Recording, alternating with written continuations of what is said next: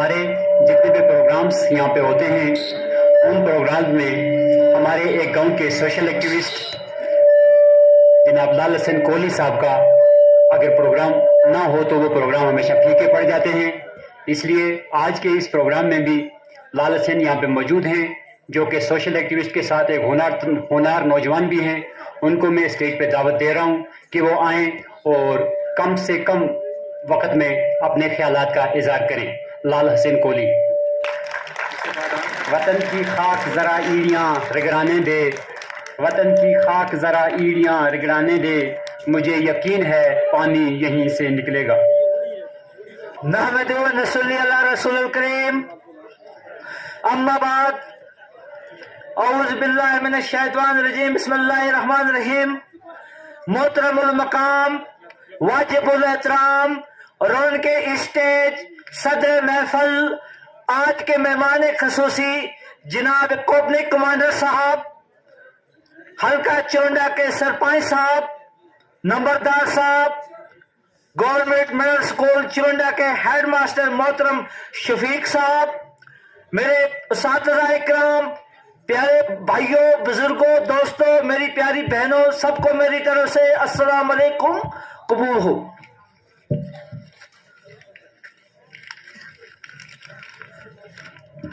آج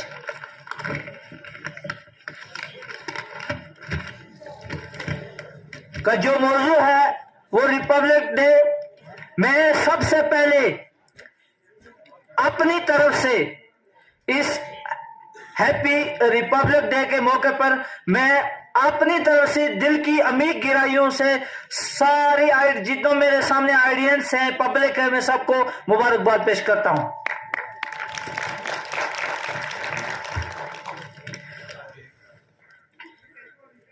خوف آفت سے کہاں دل میں ریا آئے گی، خوف آفت سے کہاں دل میں ریا آئے گی، بات سچی ہے جو لب پہ صدا آئے گی. دل سے نکلے گی نہ مر کر بھی وطن کی الفت، دل سے نکلے گی نہ مر کر بھی وطن کی الفت، میری مٹی سے بھی خوشبوئے وفا آئے گی. لہو وطن کے شہیدوں کا رنگ لایا ہے، لہو وطن کے شہیدوں کا رنگ لایا ہے، اچھل رہا ہے زمانے میں نام آزادی. وطن کی خاک سے مر کر بھی ہم کو نہیں انس باقی ہے، وطن کی خاک سے مر کر بھی ہم کو انس باقی ہے. مزہ دامان مادر کا ہے اس مٹی کے دامن میں.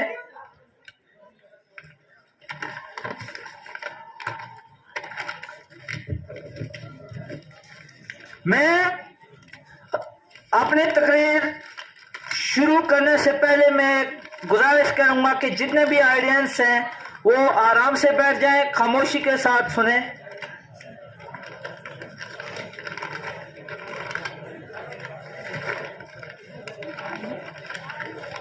یہ نفرت بری ہے نہ پالو اسے، یہ نفرت بری ہے نہ پالو اسے، دلوں میں خلش ہے نکالو اس سے. نہ تیرا نہ میرا نہ اس کا نہ اس کا، نہ تیرا نہ میرا نہ اس کا نہ اس کا، یہ سب کا وطن ہے بچا لو اس سے، یہ سب کا وطن ہے بچا لو اس سے. انگریز تجارت کی غرض سے اس زمین پر قدم رکھے تھے، لیکن رفتہ رفتہ تجارت کے نام پر سیاسی اور فوجی اثر و رسوخ حاصل کر کے یہاں کے حکمرانوں کو وبا کر دیا اور یہاں سیاہ و سفید کا مالک بن کر لاکھوں کروڑوں بے گناہ معصوم ہندوستانیوں کو موت کے گھاٹ اتار کر ظلم و بربریت کی ایسی داستان دہرائی، ایسی ہلاکت خیز اور صافاکانہ کارروائیاں کی. سب سے پہلے تو آپ سب کو یوم جمہوریہ کی دلی مبارکباد. آج ہم سب یہاں 26 جنوری کو یوم جمہوریہ اس مبارک موقع کو منانے کے لیے یہاں پر جمع ہوئے ہیں۔ اس سال ہم یوم جمہوریہ کا 74واں سال منا رہے ہیں۔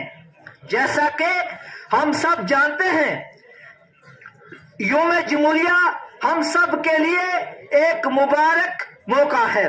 ہم اس دن کو بڑے جوش و خروش اور خوشی کے ساتھ مناتے ہیں،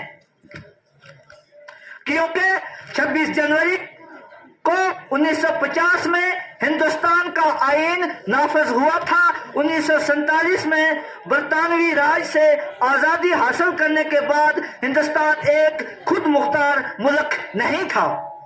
جب 1950 میں ہندوستان کا آئین نافذ ہوا تو ہندوستان ایک خود مختار ملک بن گیا۔ اسی لیے ہم اس دن کو ہر سال یوم جمہوریہ کے طور پر بڑے جوش و خروش کے ساتھ مناتے ہیں۔ 1947 سے پہلے لوگ اتنے آزاد نہیں تھے، یہاں تک کہ انہیں اپنے جسم و دماغ پر حقوق حاصل کرنے پر پابندی تھی۔ وہ انگریزوں کے غلام تھے اور ان کے تمام احکامات پر عمل کرنے پر مجبور تھے۔ آزادی کے بعد پنڈت جواہر لال نہرو کو ہندوستان کا پہلا وزیر اعظم منتخب کیا گیا۔ مزید یہ کہ اس نے قومی دارالحکومت نئی دلی کے لال قلعے میں پہلی بار ہمارے ترنگا پرچم کو لہرایا۔ وہاں سے ہر سال ہم سرخ قلعہ نئی دلی میں یوم آزادی مناتے ہیں۔ اس کے علاوہ فوج بہت سے کام انجام دیتی ہے، جس میں اسکول کے طلباء کے ذریعے ہمارے پاس کلچرل پروگرام بھی شامل ہیں۔ اس کے علاوہ ہم یوم آزادی مناتے ہیں ان جانوں کو یاد کرنے کے لیے جو ہم نے اس آزادی کے حصول کے لیے قربان کی ہیں، جیسا کہ وہی لوگ ہیں جنہوں نے ہمارے ملک کے لیے جد و جہد کی۔ مزید یہ کہ اس دن ہم نے اپنے اختلافات بھول جاتے ہیں اور متحد ہو جاتے ہیں، جیسا کہ ایک حقیقی قوم کو ہونا چاہیے۔ آج ہم ہندوستان کے عظیم آزادی پسندوں اور رہنماؤں کی وجہ سے کچھ بھی کرنے کے لیے آزاد ہیں، جنہوں نے برطانوی حکمرانی کے خلاف آزادی حاصل کرنے کے لیے کئی سال جد و جہد کی۔ جمہوریہ کا مطلب ہے ملک کے تمام لوگوں کے لیے طاقت اور آزادی کے وہ ملک کو صحیح میدان یا سمت میں لے جانے کے لیے اپنے لیڈروں کا صحیح انتخاب کر سکیں۔